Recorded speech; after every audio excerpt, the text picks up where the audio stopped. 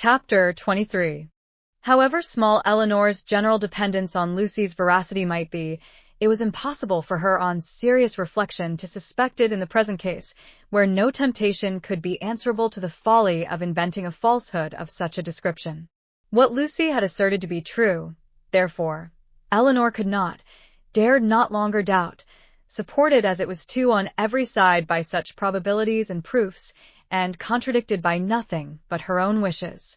Their opportunity of acquaintance in the house of Mr. Pratt was a foundation for the rest, at once indisputable and alarming, and Edward's visit near Plymouth, his melancholy state of mind, his dissatisfaction at his own prospects, his uncertain behavior towards herself, the intimate knowledge of the Miss Steeles as to Norland and their family connections, which had often surprised her, the picture, the letter, the ring, formed altogether such a body of evidence as overcame every fear of condemning him unfairly, and established as a fact, which no partiality could set aside, his ill-treatment of herself, her resentment of such behavior, her indignation at having been its dupe, for a short time made her feel only for herself, but other ideas, other considerations, soon arose.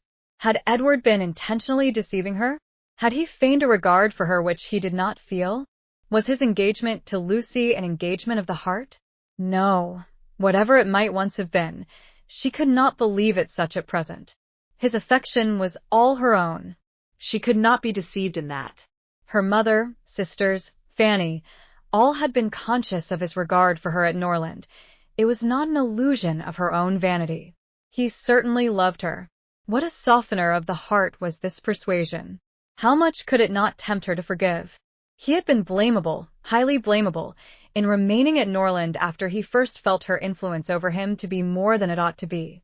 In that, he could not be defended, but if he had injured her, how much more had he injured himself? If her case were pitiable, his was hopeless. His imprudence had made her miserable for a while, but it seemed to have deprived himself of all chance of ever being otherwise. She might in time regain tranquillity, but he, what had he to look forward to? Could he ever be tolerably happy with Lucy Steele? Could he, were his affection for herself out of the question, with his integrity, his delicacy, and well-informed mind, be satisfied with a wife like her? Illiterate, artful, and selfish, the youthful infatuation of 19 would naturally blind him to everything but her beauty and good nature, but the 4 succeeding years, which, if rationally spent, give such improvement to the understanding, must have opened his eyes to her defects of education, while the same period of time, spent on her side in inferior society and more frivolous pursuits, had perhaps robbed her of that simplicity which might once have given an interesting character to her beauty. If in the supposition of his seeking to marry herself, his difficulties from his mother had seemed great, how much greater were they now likely to be, when the object of his engagement was undoubtedly inferior in connections, and probably inferior in fortune to herself. These difficulties, indeed, with a heart so alienated from Lucy, might not press very hard upon his patience, but melancholy was the state of the person by whom the expectation of family opposition and unkindness could be felt as a relief. As these considerations occurred to her in painful succession, she wept for him, more than for herself. Supported by the conviction of having done nothing to merit her present unhappiness, and consoled by the belief that Edward had done nothing to forfeit her esteem, she thought she could even now, under the first smart of the heavy blow, command herself enough to guard every suspicion of the truth from her mother and sisters. And so well was she able to answer her own expectations, that when she joined them at dinner only 2 hours after she had first suffered the extinction of all her dearest hopes, no one would have supposed from the appearance of the sisters that Eleanor was mourning in secret over obstacles which must divide her forever from the object of her love, and that Marianne was internally dwelling on the perfections of a man, of whose whole heart she felt thoroughly possessed, and whom she expected to see in every carriage which drove near their house. The necessity of concealing from her mother and Marianne what had been entrusted in confidence to herself, though it obliged her to unceasing exertion, was no aggravation of Eleanor's distress. On the contrary, it was a relief to her, to be spared the communication of what would give such affliction to them, and to be saved likewise from hearing that condemnation of Edward, which would probably flow from the excess of their partial affection for herself, and which was more than she felt equal to support from their counsel or their conversation. She knew she could receive no assistance. Their tenderness and sorrow must add to her distress, while her self-command would neither receive encouragement from their example nor from their praise. She was stronger alone, and her own good sense so well supported her that her firmness was as unshaken, her appearance of cheerfulness as invariable, as with regrets so poignant and so fresh it was possible for them to be. Much as she had suffered from her first conversation with Lucy on the subject, she soon felt an earnest wish of renewing it, and this for more reasons than one. She wanted to hear many particulars of their engagement repeated again. She wanted more clearly to understand what Lucy really felt for Edward, whether there were any sincerity in her declaration of tender regard for him, and she particularly wanted to convince Lucy, by her readiness to enter on the matter again, and her calmness in conversing on it, that she was no otherwise interested in it than as a friend, which she very much feared her involuntary agitation, in their morning discourse, must have left at least doubtful. That Lucy was disposed to be jealous of her appeared very probable. It was plain that Edward had always spoken highly in her praise, not merely from Lucy's assertion, but from her venturing to trust her on so short a personal acquaintance, with his secrets so confessedly and evidently important. And even Sir John's joking intelligence must have had some weight. But indeed, while Eleanor remained so well assured within herself of being really beloved by Edward, it required no other consideration of probabilities to make it natural that Lucy should be jealous, and that she was so, her very confidence was a proof. What other reason for the disclosure of the affair could there be, but that Eleanor might be informed by it of Lucy's superior claims on Edward, and be taught to avoid him in future?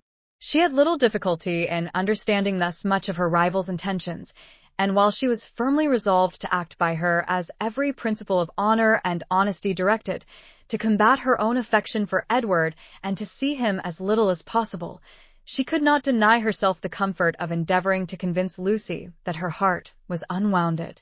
And as she could now have nothing more painful to hear on the subject than had already been told, she did not mistrust her own ability of going through a repetition of particulars with composure, but it was not immediately that an opportunity of doing so could be commanded, though Lucy was as well disposed as herself to take advantage of any that occurred, for the weather was not often fine enough to allow of their joining in a walk, where they might most easily separate themselves from the others. And though they met at least every other evening either at the park or cottage, and chiefly at the former, they could not be supposed to meet for the sake of conversation. Such a thought would never enter either Sir John or Lady Middleton's head, and therefore very little leisure was ever given for a general chat, and none at all for particular discourse. They met for the sake of eating, drinking, and laughing together, playing at cards or consequences, or any other game that was sufficiently noisy. 1 or 2 meetings of this kind had taken place, without affording Eleanor any chance of engaging Lucy in private, when Sir John called at the cottage one morning, to beg, in the name of charity, that they would all dine with Lady Middleton that day, as he was obliged to attend the club at Exeter, and she would otherwise be quite alone, except her mother and the 2 Miss Steeles.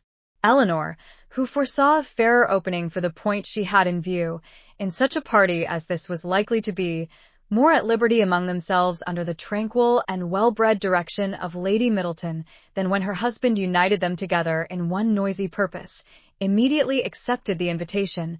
Margaret, with her mother's permission, was equally compliant, and Marianne, though always unwilling to join any of their parties, was persuaded by her mother, who could not bear to have her seclude herself from any chance of amusement, to go likewise. The young ladies went, and Lady Middleton was happily preserved from the frightful solitude which had threatened her. The insipidity of the meeting was exactly such as Eleanor had expected. It produced not one novelty of thought or expression, and nothing could be less interesting than the whole of their discourse both in the dining parlour and drawing-room. To the latter, the children accompanied them, and while they remained there, she was too well convinced of the impossibility of engaging Lucy's attention to attempt it. They quitted it only with the removal of the tea-things. The card table was then placed, and Eleanor began to wonder at herself for having ever entertained a hope of finding time for conversation at the park.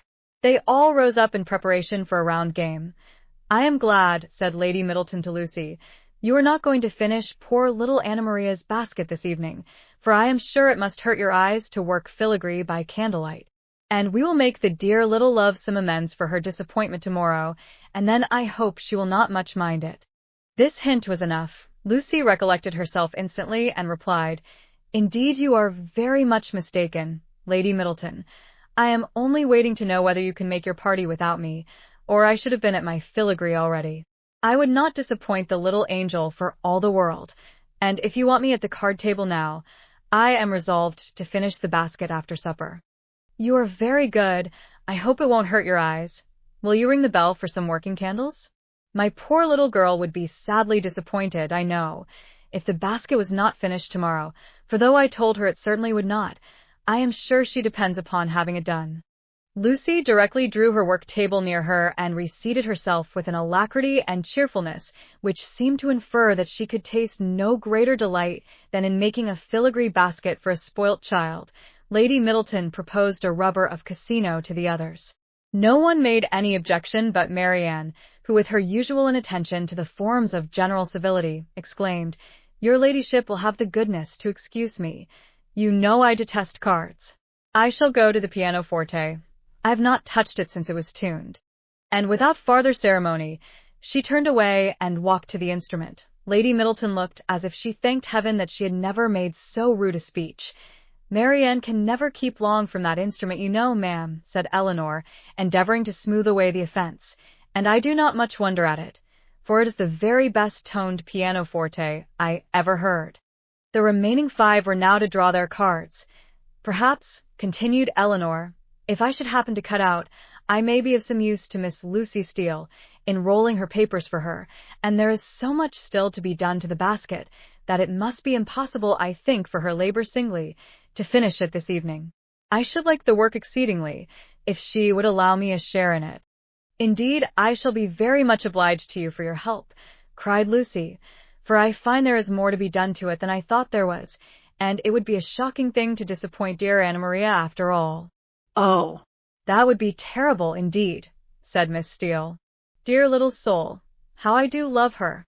"You are very kind," said Lady Middleton to Eleanor, "and as you really like the work, perhaps you will be as well pleased not to cut until another rubber, or will you take your chance now?" Eleanor joyfully profited by the first of these proposals, and thus by a little of that address which Marianne could never condescend to practice, gained her own end, and pleased Lady Middleton at the same time. Lucy made room for her with ready attention, and the 2 fair rivals were thus seated side by side at the same table, and, with the utmost harmony, engaged in forwarding the same work. The pianoforte, at which Marianne, wrapped up in her own music and her own thoughts, had by this time forgotten that anybody was in the room besides herself, was luckily so near them that Miss Dashwood now judged she might safely, under the shelter of its noise, introduce the interesting subject, without any risk of being heard at the card table.